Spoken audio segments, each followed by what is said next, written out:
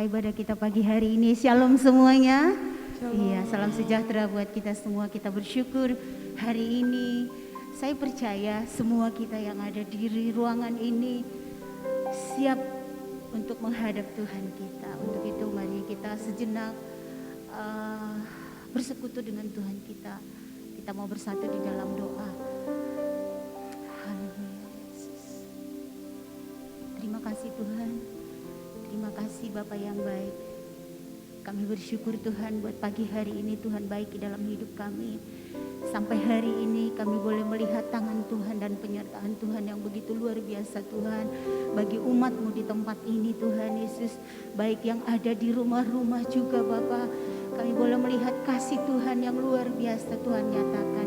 Hari ini kami mau membawa ucapan syukur kami. Penyembahan kami di hadirat-Mu Bapa. Dan hari ini Tuhan, sungguh Bapa di dalam setiap datang di hadapan-Mu kami berjumpa dengan Engkau, itulah kerinduan kami Tuhan Yesus. Dan kami percaya hari ini Tuhan hadir melawat kami semua Tuhan Yesus. Tanpa terkecuali hadirat-Mu Tuhan memenuhi kami semua. Memenuhi setiap hati. Dipenuhi dengan kemuliaan Tuhan. Terima kasih Tuhan Yesus. Kami umat-Mu siap untuk bersuka cita. Bersorak-sorai bagi nama Tuhan. Terpujilah nama-Mu Tuhan, mari ambil alih seluruh ibadah kami ini. Roh-Mu yang kudus, Roh-Mu yang suci melawat kami semua. Di dalam nama Yesus kami siap untuk bersuka cita.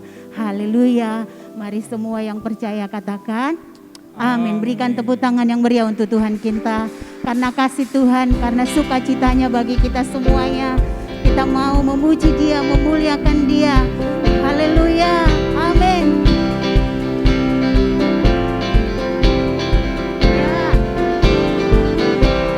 Sama-sama yuk.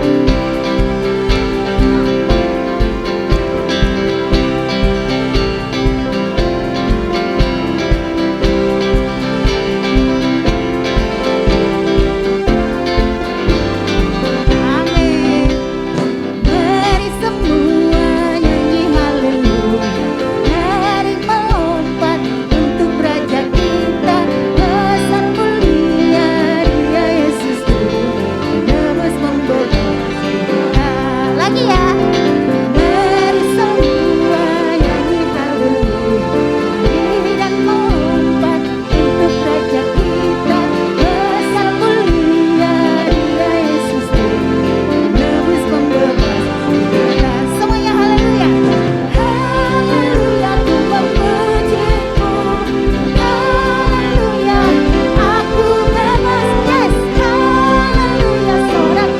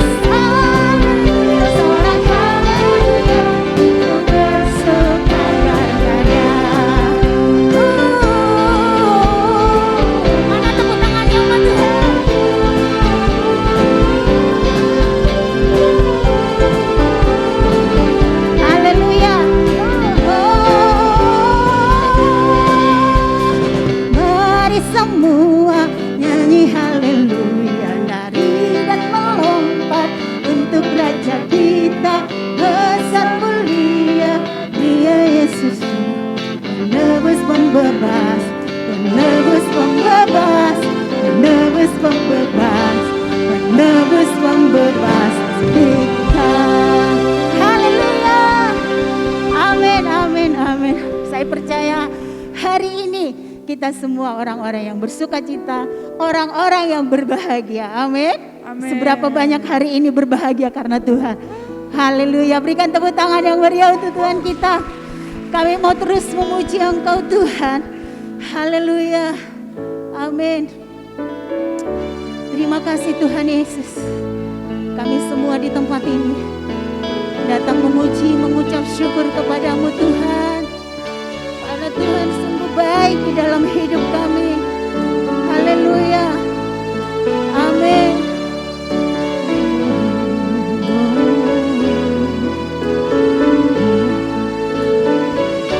Ya,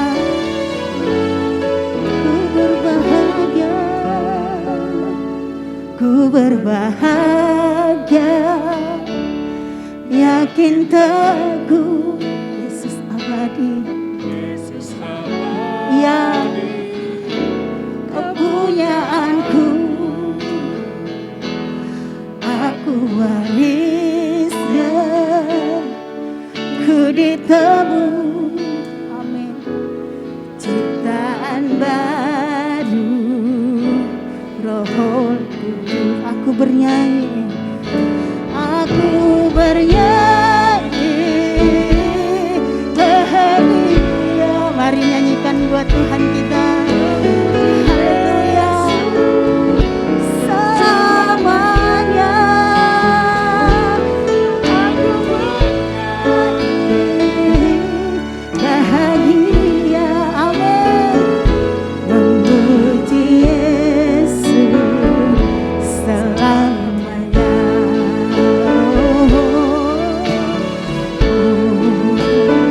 Kami menghadap-Mu Tuhan, membawa pujian kami bagi Yesus, bagi Tuhan kami.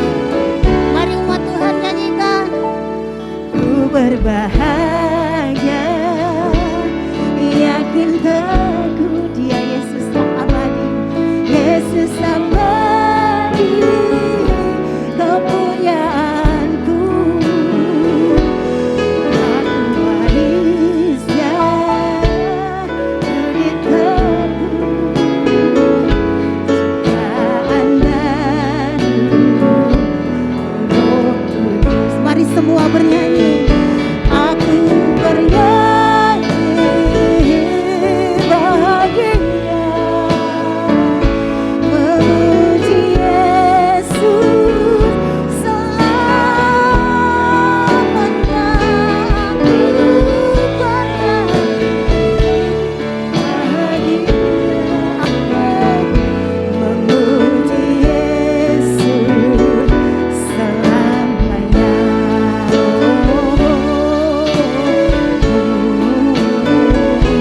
Kami bernyanyi memuji-Mu Yesus. Haleluya.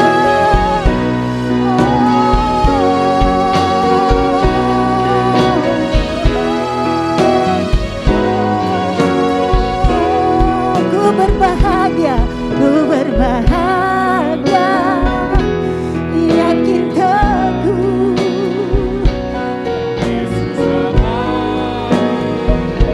kepunyaanku, kami ahli waris-Mu Tuhan. Amin. Ku ditebus, ciptaan baru, Roh. Mari umat Tuhan lebih lagi. Aku bernyanyi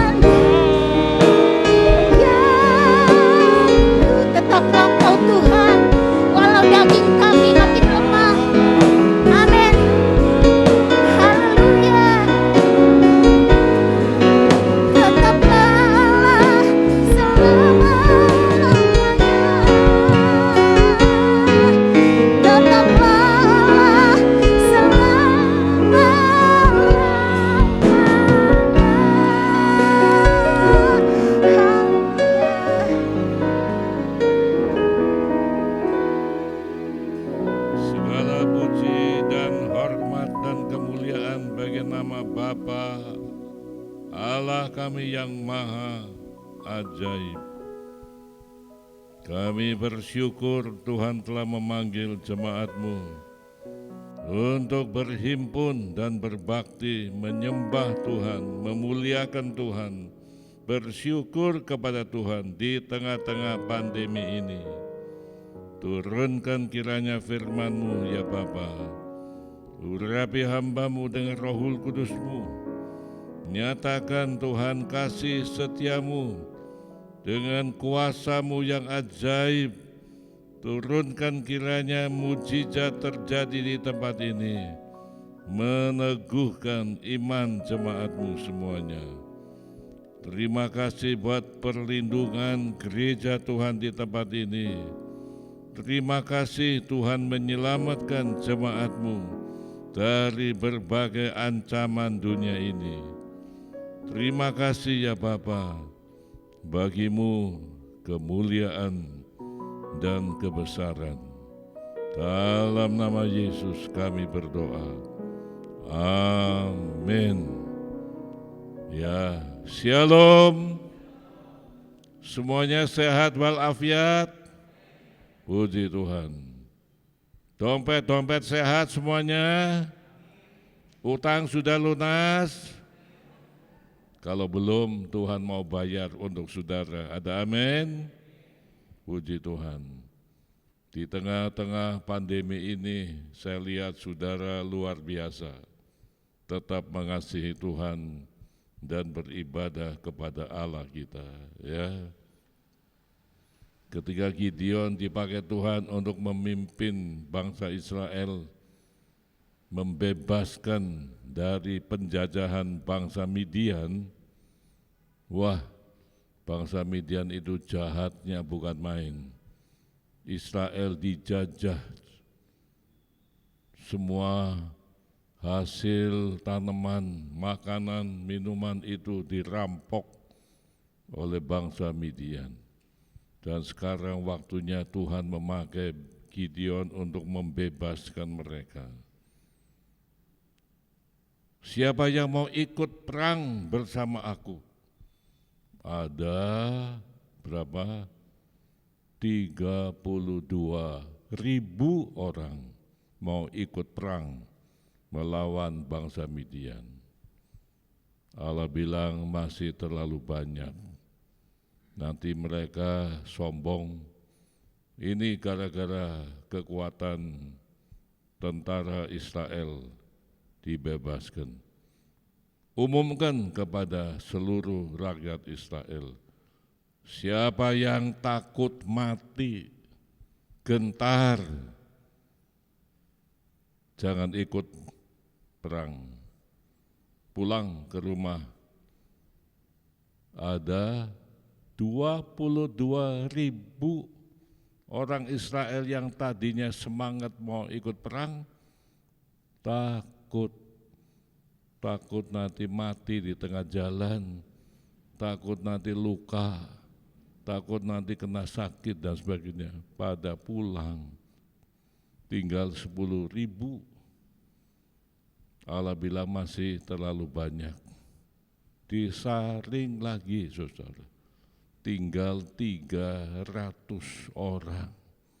300 itu orang-orang yang gagah perkasa, yang takut Allah, takut kepada Tuhan, bukan takut kepada penyakit, bukan takut kepada musuh, tapi takut kepada Tuhan dan taat. 300 orang melawan puluhan ribu tentara Midian. Tapi 300 ini orang-orang yang gagah perkasa, orang-orang yang rendah hati, orang-orang yang mengasihi Tuhan, orang-orang yang mengasihi rakyat Israel, itu dipakai Tuhan. Nah, saudara, di tengah-tengah pandemi ini banyak orang hidup dalam ketakutan, takut COVID dan sebagainya. Takut itu boleh, terlalu takut jangan, menjadi pengecut jangan. Tapi sekarang Tuhan mengasihi bangsa Indonesia. di Kudus yang tempo hari terkenal banyak kena pasien, kena COVID, sekarang banyak yang sembuh. Kudus mulai reda oleh karena kasih Allah yang begitu baik. Dan saudara kasih, anak-anak Tuhan tetap harus beribadah kepada Tuhan pada waktunya, ya. Memang dulu saya umumkan libur karena situasinya begitu. Ya, kita libur berapa bulan itu. Karena memang saya sebagai gembala sidang bertanggung jawab atas keselamatan, kesehatan jemaat. Jadi setelah saya mempelajari situasi kanan kiri, hubungan dengan pemerintah dan sebagainya, waktu itu kita libur beberapa waktu. Tapi sekarang ini mulai ada ya peningkatan COVID, tapi belum terlalu parah. Jemaat masih bisa beribadah seperti hari ini. Kita tetap beribadah kepada Tuhan. Sebab setelah saya mendapatkan informasi dari pemerintah, kita masih bisa beribadah kepada Tuhan. Ya, banyak doa. Karena itu saya instruksikan saudara tiap hari Sabtu ada doa puasa di rumah masing-masing. Saudara-saudara, jadilah anak-anak Tuhan yang gagah perkasa. Orang-orang yang takut, gentar, ya liburlah silakan ya. Tapi saudara sekalian di sini saya lihat luar biasa semangatnya. Para pelayan Tuhan saya lihat luar biasa. Satgas GBI Elohim luar biasa. Pagi-pagi sudah datang menyambut jemaat. Para pemain musik luar biasa, mereka melayani Tuhan dengan penuh kasih ya. WL Singer luar biasa, bahkan seluruh jemaat luar biasa. Para pelayan kita semuanya harus didukung, ditopang dengan doa supaya mereka tetap teguh beriman kepada Tuhan. Doakan semua jemaat di tempat ini supaya Tuhan memberikan kekuatan ekstra menghadapi situasi ini. Tuhan memberkati kita.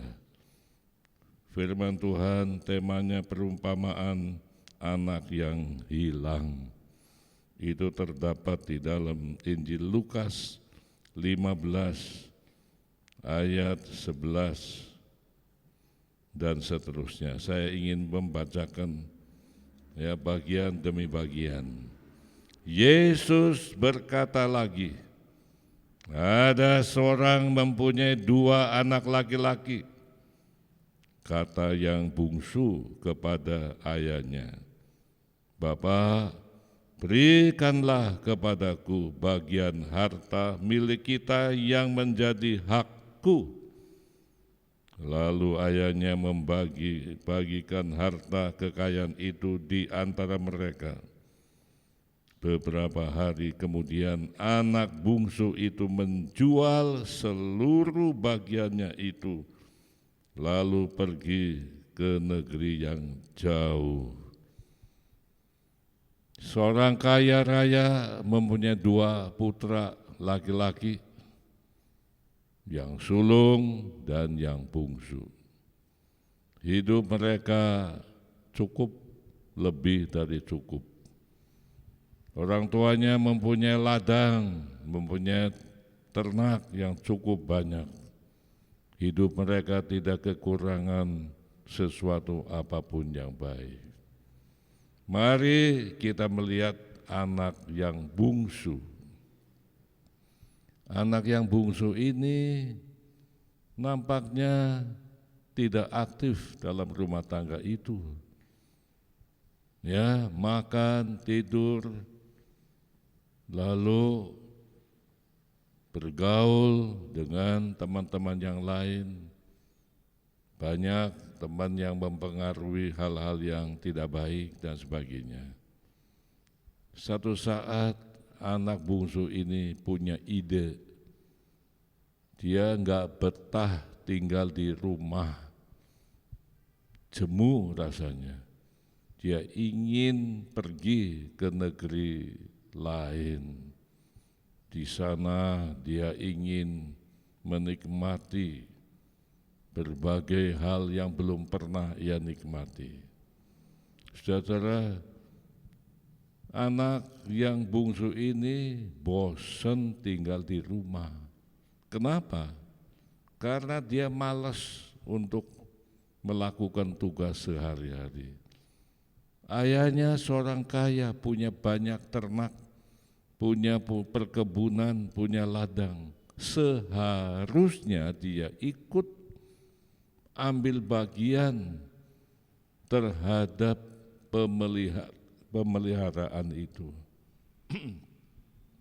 Seharusnya dia aktif membantu ayahnya kontrol pegawai-pegawai yang bekerja di situ. Ini enggak, tinggal di rumah, main dan sebagainya. Ya, jadi bosan. Kalau kita tidak aktif dalam hal ini, lama-lama kita jadi bosan, saudara kasih. Gereja Tuhan luas, pelayanan itu banyak jenisnya. Tidak harus khotbah, tidak harus jadi WL, tidak harus pemain musik kalau memang tidak punya bakat. Masing-masing mempunyai talenta dan bakat. Tapi pasti ada kegiatan yang istimewa. Hana seorang umur 84 tahun main musik nggak bisa, khotbah nggak bisa, tapi dia bisa berdoa dan berpuasa, dan ini dibutuhkan di Yerusalem pada waktu itu. Dia banyak menerima firman Tuhan, bahkan tentang Yesus Kristus sebagai Mesias pun dia tahu karena Roh Kudus memberitahukan kepada dia. Jadi ada saja kegiatan yang Tuhan sediakan bagi jemaatnya. Saudara nggak bisa main musik nggak apa-apa, tapi saudara bisa melayani yang lain. Ya, saudara bisa berbuat sesuatu untuk gereja. Kalau saudara pasif, saudara non-aktif, bosan lama-lama. Sungguh, kebaktian cuma gitu-gitu aja ya. Datang kebaktian, pulang kosong. Sebab saudara tidak memikirkan bagaimana dipakai Tuhan. Dipakai Tuhan itu banyak talenta, dari yang kecil-kecil sampai yang besar-besar. Banyak saudara, ya kita bisa melayani Tuhan sesuai dengan panggilan Tuhan. Minimal saudara bisa aktif berdoa di rumah.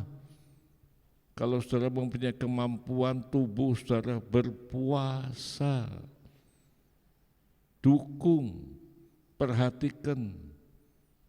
Kalau saudara mengasihi para pelayan Tuhan di GBI Elohim, doakan.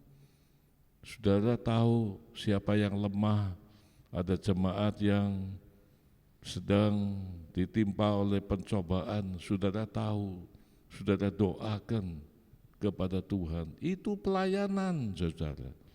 Jadi pelayanan itu bisa seperti itu, dan itu bisa dilakukan. Tidak usah saudara sekolah teologi dulu, tidak usah. Saudara peduli terhadap jemaat. Oh, si A udah cukup lama enggak ke gereja, ada kesulitan apa? Saudara telepon, bagaimana keadaannya? Mungkin dia mulai curhat kepada saudara, kesulitan di rumah tangganya lagi tegang mungkin. Saudara doakan, kalau perlu lapor kepada pelayan-pelayan Tuhan di tempat ini. Banyak pelayan-pelayan Tuhan di tempat ini yang dipakai Tuhan memberikan nasihat, memberikan doa. Ya, bisa sampaikan kepada gembala sidang. Ada kepedulian jemaat, ada kepedulian gereja terhadap jemaat. Oh, si A itu lagi krisis ekonomi. Laporkan, gereja bisa membantu, saudara kasih. Karena itu gereja seringkali memberikan bantuan sembako untuk orang-orang yang memang layak menerima bantuan. Itu maksudnya supaya jemaat diberi kekuatan iman, ada kepedulian gereja terhadap sidang jemaat Tuhan. Jadi kalau saudara pasif, nggak mau tahu, itu bukan urusan saya. Urusan saya hanya datang ibadah pulang selesai. Salah. Saudara adalah bagian dari gereja Tuhan. Harus aktif memikirkan kemajuan gereja Tuhan. Tuhan melihat hati saudara. Adakah engkau memiliki cinta kasih kepada Tuhan? Kalau engkau memiliki cinta kasih kepada Tuhan Allah sebagai kepala gereja, saudara juga mempedulikan jemaat. Ya, banyak pelayanan yang bisa saudara kerjakan. Nah, ini anak bungsu itu malas, tidak peduli terhadap pemilikan ayahnya. Padahal dia punya kesempatan. Bisa tiap hari dia pagi-pagi dia datang juga ke ladang, lihat pegawai-pegawai yang bekerja, kontrol dan sebagainya. Bisa, ini nggak mau dia. Dia bisa lihat kontrol tentang ternak yang dimiliki oleh ayahnya. Bisa memberikan saran, oh ini makanannya harus dikasih vitamin dan sebagainya untuk hewan tertentu, kambing, domba, lembu tertentu. Ada kepedulian, seharusnya begitu. Tapi anak yang bungsu itu tidak peduli dengan apa yang harus dikerjakan. Lama-lama dia jadi bosan tinggal di rumah, nggak ada kegiatan, malas dia, nggak peduli dengan milik bapaknya ini. Malah dia dapat pengaruh mungkin dari teman-temannya, pergaulannya. Rasul Paulus mengatakan pergaulan yang jahat itu menyesatkan. Karena itu saudara bergaul dengan orang-orang tertentu harus pilih-pilih. Kalau saudara bergaul dengan orang yang enggak benar, wah bahaya. Pernah kita berapa tahun yang lalu ada jemaat sekolah minggu. Anak ini tiba-tiba nyolong milik orang tuanya. Lalu ditanya, ternyata dipengaruhi oleh temannya yang selama ini dia bergaul, disuruh mencuri dan nurut dia. Maka itu betul apa yang dikatakan oleh firman Tuhan, pergaulan yang jahat itu merusak perbuatan kita. Karena itu kita juga harus pilih-pilih pergaulan. Anak-anak saudara bergaul dengan siapa? Saudara harus tahu. Kalau bergaul dengan anak-anak yang berandalan, anak-anak yang jahat, hati-hati. Itu pengaruhnya besar terhadap anak-anak saudara. Hati-hati dalam pergaulan. Bangsa Israel banyak yang terjerumus dalam dosa karena pergaulan dengan penduduk Kanaan itu. Nah, saudara kekasih, anak yang bungsu itu akhirnya menuntut Bapaknya belum mati, dia minta warisan. Pada umumnya orang-orang Yahudi membagi warisan setelah orang tuanya mati, baru dibagikan. Ini masih hidup, dia minta warisan. Dan dikatakan di sini ayahnya membagi-bagi warisan itu kepada anak-anaknya. Anak yang bungsu berhak sepertiga dari bagiannya itu. Dia dapat harta, rumah, tanah, mungkin emas, perak dan sebagainya. Menerima itu, waduh dia senang sekali. Dia jual itu semuanya diuangkan. Lalu dia bosan tinggal di rumah, pergi ke luar negeri. Ya mungkin dia ada teman-teman tertentu, ya dia pergi ke luar negeri. Apa yang dilakukan di luar negeri? Bukan melakukan bisnis, bukan. Tapi mari kita lihat saudara. Beberapa hari kemudian anak bungsu itu menjual seluruh bagiannya itu, lalu pergi ke negeri yang jauh. Dia tidak mau hidup di bawah pengawasan bapaknya, enggak mau. Di sana ia memboroskan harta miliknya itu dengan hidup berfoya-foya. Enggak kerja, enggak bisnis, uangnya dipakai terus foya-foya. Pergaulannya luar biasa. Saudara kekasih, salah satu perbuatan dia foya-foya itu main perempuan. Banyak gadis-gadis cantik yang tertarik karena duit. Baru-baru ini polisi menangkap di satu hotel artis yang cantik bersama dengan 3 pemuda dan 30 juta rupiah ada di tangan gadis ini. Itu sama seperti zaman dulu. Ya, uang dipakai untuk foya-foya, cari perempuan yang cantik gampang waktu itu karena ada duit. Banyak gadis-gadis butuh duit dengan cara hidup yang tidak senonoh itu. Jadi anak bungsu ini main perempuan karena banyak duit. Dalam waktu sekejap banyak teman-temannya, saudara. Karena dia banyak duit.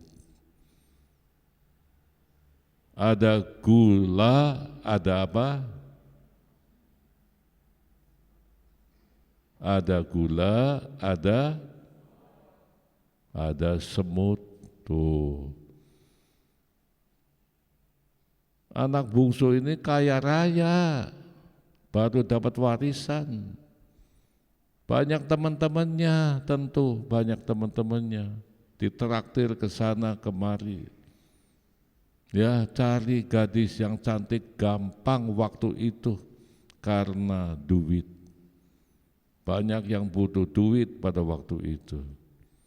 Jadi diboroskan uang itu untuk main perempuan, main judi, foya-foya, mabok-mabokan dan sebagainya. Lupa daratan. Nah, uang berapa banyak pun menjadi habis kalau cara hidupnya begitu. Tidak ada pemasukan, terus keluar. Dia dibujuk oleh pemuda-pemuda yang lain. Dan uang itu makin surut, saudara kekasih. Ayat berikutnya saya bacakan, setelah dihabiskannya semuanya, timbullah bencana kelaparan di dalam negeri itu, dan ia pun mulai melarat.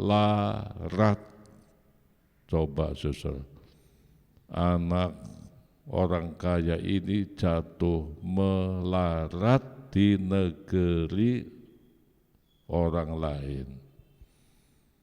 Pemuda ini habis uangnya, habis saudara. Begitu dia jatuh melarat, teman-temannya menyingkir, sembunyi, nggak mau bergaul lagi, habis nggak ada duitnya. Gadis-gadis cantik yang dulu meninggalkan dia semuanya, tinggal sebatang kara. Saudara kasih, itulah dunia saudara ya.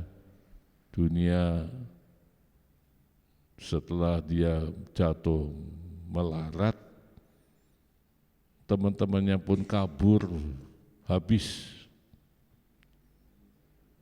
Negeri itu tempat dia kunjungi awalnya makmur, tapi terjadi sekarang bala kelaparan. Jadi perekonomian di negeri itu pun sulit, cari nafkah di negeri itu juga susah. Pemuda ini tidak mempunyai keahlian tertentu, dia melamar pekerjaan. Nah, saudara, di sini saya bacakan lagi. Lalu ia pergi dan bekerja pada seorang majikan di negeri itu. Orang itu menyuruhnya ke ladang untuk menjaga babinya. Lalu ia ingin mengisi perutnya dengan ampas yang menjadi makanan babi itu, tetapi tidak seorang pun yang memberikannya. Saudara, coba, jatuh melaratnya itu luar biasa saudara. Dari anak seorang kaya yang hidup berkelimpahan, sekarang dia jatuh melarat, cari duit susah, mau mengemis dia malu, dia cari kerjaan. Siapa yang mau pakai orang model begini? Penampilannya tidak meyakinkan, orang-orang nggak mau pakai. Ada pekerjaan jaga babi, itu pekerjaan yang paling rendah. Tanpa sekolah pun bisa jaga babi. Dan ini pemuda ini hanya laku di tempat orang punya babi, suruh jaga babi. Saudara kekasih, gajinya nggak cukup untuk biaya makan. Jadi ketika dia lapar ingin makan ampas babi, itu pun pemiliknya nggak kasih saudara. Pemiliknya lebih menghargai babi daripada pemuda ini saudara kasih. Nah saudara, kita lihat di sini. Lalu ia menyadari keadaannya. Katanya, betapa banyaknya orang upahan Bapakku yang berlimpah-limpah makanannya, tetapi aku di sini mati kelaparan. Aku akan bangkit dan pergi kepada Bapakku dan berkata kepadanya, Bapa, aku telah berdosa terhadap sorga dan terhadap Bapa. Aku tidak layak lagi disebutkan anak Bapa. Jadikanlah aku sebagai salah seorang upahan Bapa.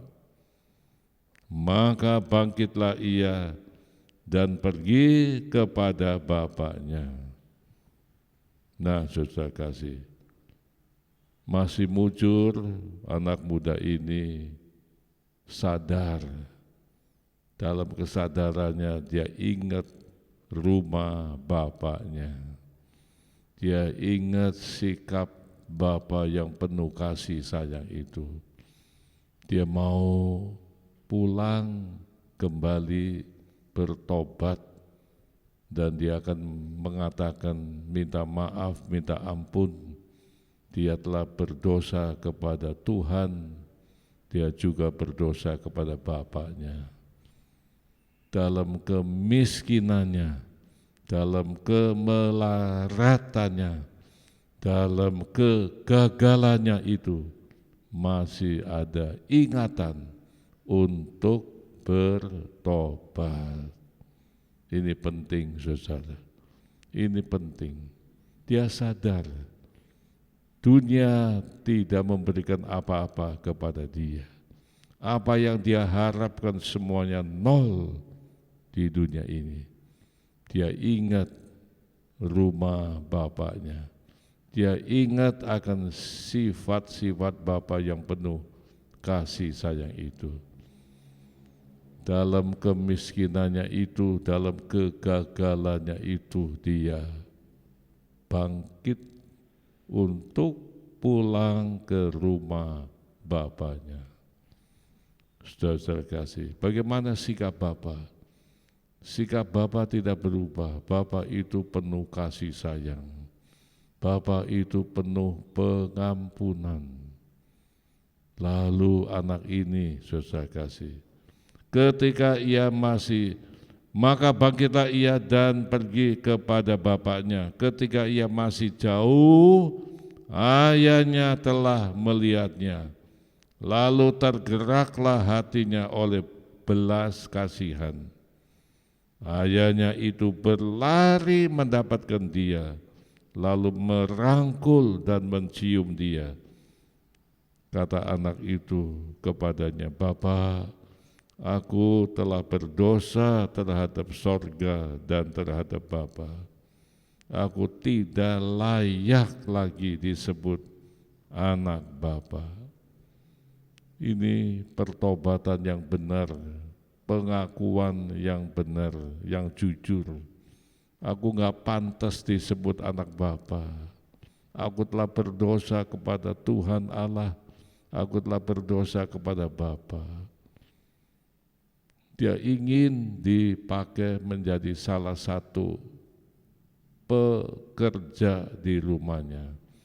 Dia ingat ketika dia masih di luar negeri itu, dalam kemelaratannya dia ingat di rumah Papa itu punya banyak pegawai, sandang pangan gak kekurangan, limpah, makan sekenyang-kenyangnya. Di sini aku mau makan ampas babi saja gak boleh. Aku melarat, lebih baik aku pulang. Aku ingin menjadi pegawainya Papa. Gak usah diangkat atau disebut anak Bapa. Jadi pegawai saja. Sebab pegawainya itu hidup berkecukupan. Jadi dia bangkit meninggalkan negerinya itu. Gak ada yang nganter, gak ada yang menemani dia lagi. Semua kabur meninggalkan dia. Karena dia jatuh melarat. Saudara, bapaknya ini Bapa yang penuh kasih. Dia pikir anakku ada di mana sekarang, apakah masih hidup apa enggak. Tiba-tiba dari jauh bapaknya melihat anaknya itu datang. Bapaknya tahu itu anakku, tidak salah lagi. Bapaknya melihat gerak-gerik anak itu, jalannya dan sebagainya, diperhatikan. Itu anakku dari jauh, tapi sudah kurus kering, jatuh melarat. Bapaknya menyambut anak itu, dia rangkul anak itu, dia cium anak itu. Jadi Bapa yang mengasihi anak itu rindu, di manakah anakku itu? Begitu ketemu dia rangkul, dia tidak melihat kejahatan anak itu, dia tidak melihat kesalahan anak itu, dia rangkul adanya. Ini Bapa di surga pun begitu, saudara. Allah yang Maha Pengasih dan Penyayang di dalam Yesus Kristus, itu adalah Bapa kita yang baik. Itu Allah kita yang sempurna, Allah pengasih dan penyayang. Banyak orang Kristen meninggalkan Tuhan, banyak orang Kristen tidak lagi berbakti kepada Tuhan dan jatuh dalam berbagai dosa. Saudara kasih dalam Tuhan, Allah yang Maha Kuasa itu menunggu, menanti anak-anaknya yang terhilang itu untuk kembali kepada Tuhan. Adakah saudara secara rohani telah mundur, tidak lagi percaya kepada Tuhan? Hari ini Allah memanggil saudara untuk kembali kepada Tuhan. Dosamu merah Patma, Tuhan akan basuh dan sucikan menjadi putih seperti salju. Nah saudara, tetapi ayah itu berkata kepada hamba-hambanya, lekaslah bawa kemari jubah yang terbaik, pakaikanlah itu kepadanya, dan kenakanlah cincin pada jarinya dan sepatu pada kakinya. Dan ambillah anak lembu tambun itu, sembelilah dia, dan marilah kita makan dan bersukacita. Sebab anakku ini telah mati dan menjadi hidup kembali. Ia telah hilang dan didapat kembali. Maka mulailah mereka bersukaria. Bapaknya ini menyambut anak yang gagal, anak yang jatuh melarat itu dengan penuh kasih sayang. Dia tidak melihat dosa-dosanya, dia melihat dia kembali sadar, bertobat. Bapaknya menyambut dengan sukacita, diadakan pesta, semua pegawainya diundang untuk bersukacita karena anak yang hilang ini ditemukan kembali. Seolah-olah dia sudah mati tapi hidup lagi. Mari kita bersukaria. Pada waktu itu terjadi sukacita karena anak yang hilang ini kembali kepada bapaknya. Saudara-saudara, ini firman disampaikan oleh Tuhan Yesus untuk memanggil orang-orang yang terhilang, orang-orang yang mundur, orang-orang yang dulu kecewa kepada Tuhan dan meninggalkan Tuhan, lalu hidup tanpa Tuhan, makin gagal, makin malapetaka menimpa dirinya. Hari ini Tuhan memanggil saudara. Adakah di antara saudara yang telah mundur, hilang imannya kepada Tuhan? Tuhan penuh kasih sayang kepada saudara semua. Mari kita kembali kepada Tuhan. Di dalam Dia ada pengampunan dosa. Di dalam Dia ada kemurahan. Tuhan mau saudara datang kepada Tuhan. Tuhan pasti mengampuni dosa saudara. Dosa apa saja yang parah, kalau engkau bertobat, sadar kembali, mari datang kepada Tuhan. Yesus mau mengampuni. Akibat dosa itu memang maut dan penderitaan. Jangan main-main dengan dosa. Dosa itu mendatangkan penderitaan, saudara.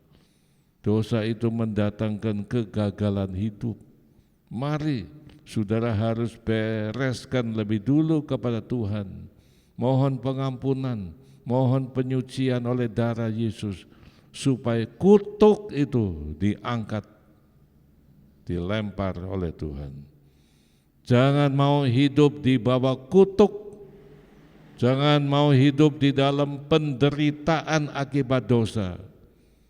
Engkau harus bebas dari kuasa dosa itu. Engkau harus bebas dari kuasa si iblis.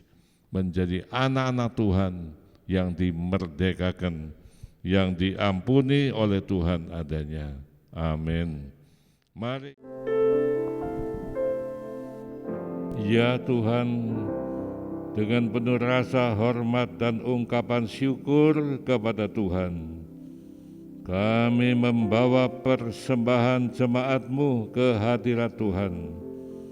Terimalah kiranya ya Tuhan persembahan yang diberikan oleh anak-anak-Mu pagi hari ini. Dan Tuhan mengetahui persembahan yang mereka berikan. Limpahkan berkat-berkat Tuhan kepada mereka satu persatu. Terima kasih Tuhan, di tengah-tengah pandemi dan krisis ekonomi ini, Tuhan berdiri sebagai juru selamat yang memberikan makanan dan minuman. Kami dipenuhi semua kebutuhan hidup ini. Ya Tuhan, Engkau jamah anak-anak-Mu, supaya mereka boleh memiliki tubuh yang sehat walafiat sesuai janji-Mu. Berkati ibadah raya kedua pagi hari ini Tuhan, pakai seluruh pelayan-Mu dan pakai hamba-Mu menyampaikan firman Tuhan. Terima kasih ya Bapa. Tuhan, kuatkan anak-anak-Mu semua berbakti kepada Tuhan. Berkati juga ibadah raya di Karawang sore ini Tuhan. Engkau lindungi perjalanan kami ke sana. Tuhan, kami bersyukur dan berterima kasih. Masyarakat Kudus telah berangsur-angsur disembuhkan dari COVID-nya itu. Dan kini Tuhan hadir di tengah-tengah bangsa Indonesia. Selamatkan bangsa Indonesia Tuhan. Berkati pemerintah kami yang dipimpin oleh Bapak Jokowi, supaya negara ini beroleh kasih karunia Tuhan. Berkati vaksinasi seluruh rakyat Indonesia. Haleluya. Jemaat yang dikasihi Tuhan, terimalah berkat Allah yang kudus, kasih karunia Allah Bapa di dalam Yesus, dan persekutuan Roh Kudus menyertai saudara semua dari saat ini sampai Maranatha. Tuhan Yesus datang. Sama-sama katakan Amin. Amin. Bila Engkau tak besar